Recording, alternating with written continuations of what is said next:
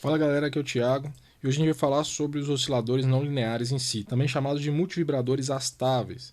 E nessa aula a gente vai focar num circuito gerador de onda quadrada com PIOP. Bom, na última aula a gente falou sobre os multivibradores biestáveis, também chamados de Schmitt-Trigger ou comparadores por histerese, que é um circuito comparador que pode gerar dois níveis de saída, L+, e L-, basicamente saturação positiva ou saturação negativa.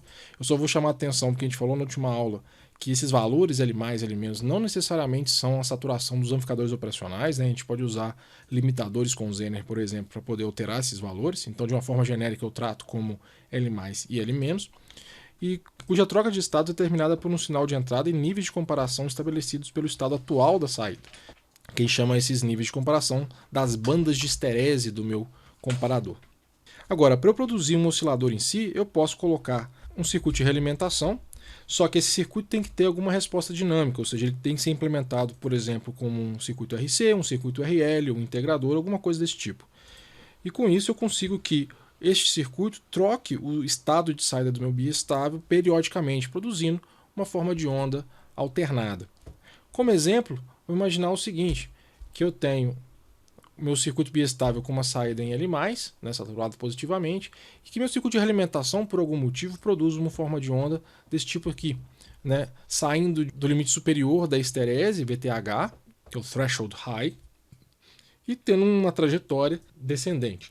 Quando essa tensão atingir o limite inferior da minha esterese, que eu chamo de VTL, que é o threshold low, né, eu tenho uma troca no estado de saída do meu biestável. E com essa nova tensão L- aqui, né, eu tenho que a tensão de saída da minha realimentação agora vai ter uma trajetória ascendente.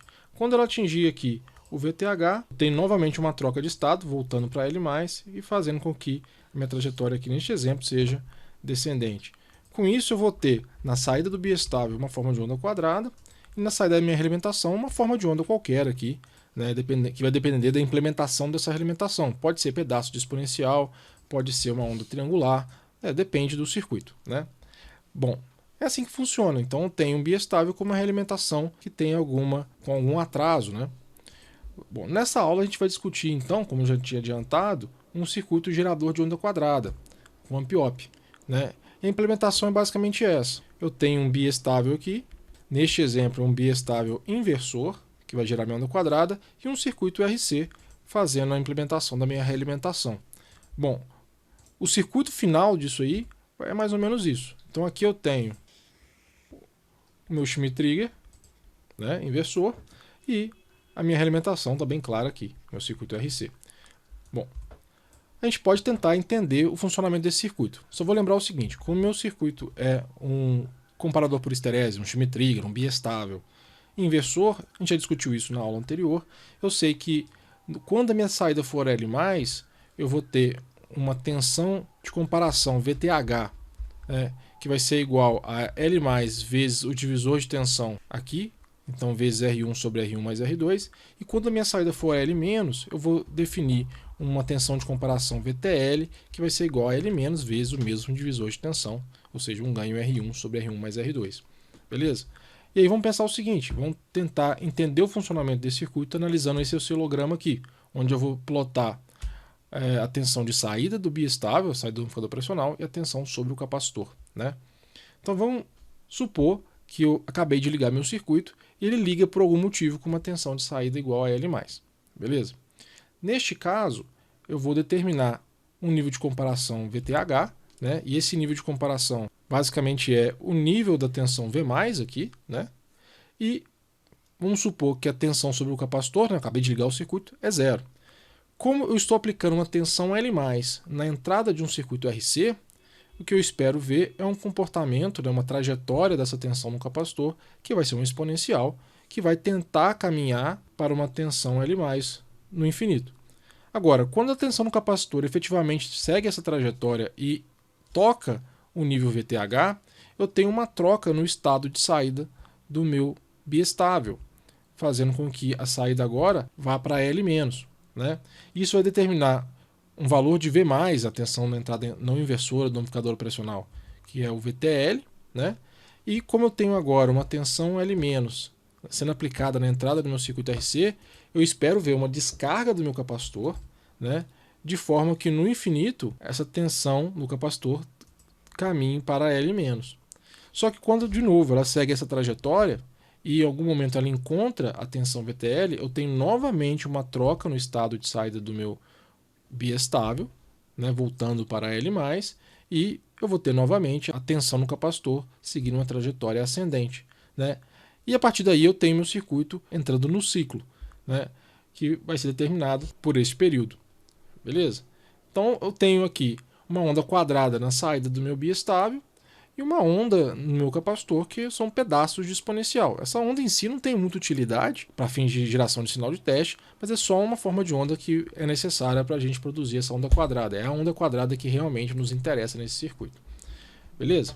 Agora, eu posso tentar calcular qual que é a frequência dessa forma de onda, ou seja, o período, né, T dessas formas de onda. Para isso eu posso assumir, para este exemplo, né, que os períodos de carga e descarga do meu capacitor são iguais, de forma que se eu escolher qualquer um dos pontos aqui, qualquer um desses eventos, eu posso falar que ele dura a metade do período total da oscilação do meu circuito, né? Bom, independente se eu olho a carga ou a descarga do capacitor, o que eu espero ver é uma equação típica de carga e descarga de capacitor, que a gente conhece ser essa aqui. Então a tensão no capacitor vai ser igual à tensão final da carga do circuito RC, menos essa tensão final, menos a tensão inicial do meu ciclo, vezes E elevado a menos T sobre a constante de tempo, que neste caso é RC, né? Se eu olhar, por exemplo, para a descarga, o que eu tenho é o seguinte: a minha tensão final, para onde que o circuito RC quer caminhar, é igual a tensão L-. O ciclo se inicia aqui, igual, com a tensão no capacitor igual a VTH, e quando o tempo for igual a metade do ciclo, eu vou atingir uma tensão no capacitor que é igual a VTL. Substituindo esses valores na equação de cima, eu vou encontrar isso aqui, e manipulando um pouquinho, eu vou achar que o meu período é igual a 2 vezes a constante de tempo, RC, vezes o logaritmo neperiano de VTH menos L- dividido por VTL menos L-. Né? Com isso eu tenho a definição do meu período. Beleza? Bom, só que este circuito é um circuito que vai sempre me dar um ciclo de trabalho de 50%, né? Desde que, obviamente, a tensão L+ e a tensão L- tenham o mesmo módulo. Né? Mas eu posso fazer uma pequena alteração nesse circuito que me permita variar o duty cycle, variar o ciclo de trabalho e gerar uma forma de onda quadrada com largura de pulso variável. Né? Existem várias formas de implementar isso, uma delas é essa aqui, onde eu incorporo diodos no meu circuito para permitir que o meu período de carga e descarga aconteçam com constantes de tempo diferentes. Por exemplo, quando a minha saída for L+, eu tenho a carga do meu capacitor feita por aqui, na resistência RA, e quando eu tiver uma tensão de saída L-, a descarga do capacitor acontece por RB. Né? Então, RA controla a constante de tempo de carga e RB controla a constante de tempo de descarga. E se eu agora seguir a mesma metodologia que eu usei no circuito anterior para levantar os tempos de carga e descarga desse circuito, eu vou encontrar basicamente o seguinte, que o tempo de carga, que eu chamei aqui de T1, vai ser igual a RA vezes C, vezes o logaritmo neperiano da tensão VTL menos L+, dividido por VTH menos L+. Já o período de descarga, que eu chamei de T-off, vai ser igual a RB vezes C, vezes o logaritmo neperiano de VTH menos VL-, dividido por VTL menos L-. Percebam que não é só a dependência da resistência que muda de um período para o outro, né? Um depender de RA e o outro depender de RB.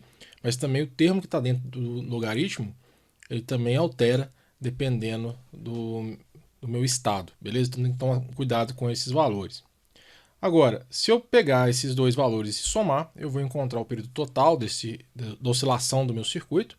E se eu dividir o tempo ligado pelo período total, vou encontrar o ciclo de trabalho, o duty cycle desse circuito. Percebam que, se eu assumir que minhas tensões de saturação são simétricas, né, L+, e L- tem o mesmo módulo, né, consequentemente VTL e VTH vão ser também simétricos, eu consigo alterar o tempo de carga e descarga do meu capacitor simplesmente mexendo em RA e RB. Né? A questão é que se, por exemplo, eu usar RB variável, não usar um potenciômetro ali, né, eu vou alterar T-on, mas eu não vou mexer em T-off, de forma que não só meu ciclo de trabalho vai variar, mas também o período e, consequentemente, a minha frequência vai variar também. Então, se eu só usar um potenciômetro aqui, eu atinjo o objetivo de variar o ciclo de trabalho, mas eu não vou me garantir uma frequência fixa, né? Agora, tem uma solução interessante para eu poder fazer a variação do ciclo de trabalho sem alterar a frequência da minha oscilação, que é basicamente implementar RA e RB como um potenciômetro, onde se eu variar o meu potenciômetro, eu vou, por exemplo, aumentar RA, mas vou reduzir RB na mesma proporção. Com isso, eu vou variar os tempos de carga e descarga, mas a soma dos dois se mantém constante, ou seja, o período da minha oscilação vai ser fixa, o que vai me levar a ter uma frequência de oscilação fixa nesse circuito. E aí, com essa solução, eu basicamente tenho uma forma de alterar apenas o ciclo de trabalho da minha onda quadrada, né? Fazer uma onda quadrada com uma largura de pulso variável, mas sem alterar a frequência, né? Então, basicamente isso. Um grande abraço, até a próxima aula. Tchau!